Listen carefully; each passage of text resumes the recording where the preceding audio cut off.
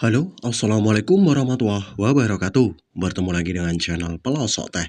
Di video kali ini saya akan berbagi yaitu cara update aplikasi JMO Mobile.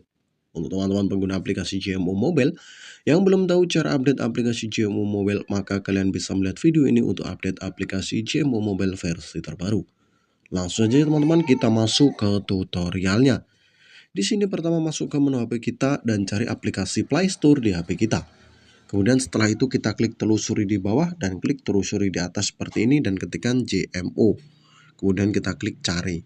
Di bagian sini kita tinggal update ya di bagian sini. Nah, berhubung tadi saya sudah update, maka tombol update sudah hilang ya atau sudah berubah menjadi tombol buka seperti ini. Untuk yang belum update biasanya tinggal klik update di sini dan pengupdatean akan berjalan dan aplikasi JMO kalian akan ke versi terbaru saat pengupdatean selesai. Seperti itu teman-teman ya. Dan sekian tutorial kali ini. Sampai jumpa di video saya berikutnya. Semoga bermanfaat. Jangan lupa like, komen, dan subscribe. Share video ini bila bermanfaat. Assalamualaikum warahmatullahi wabarakatuh.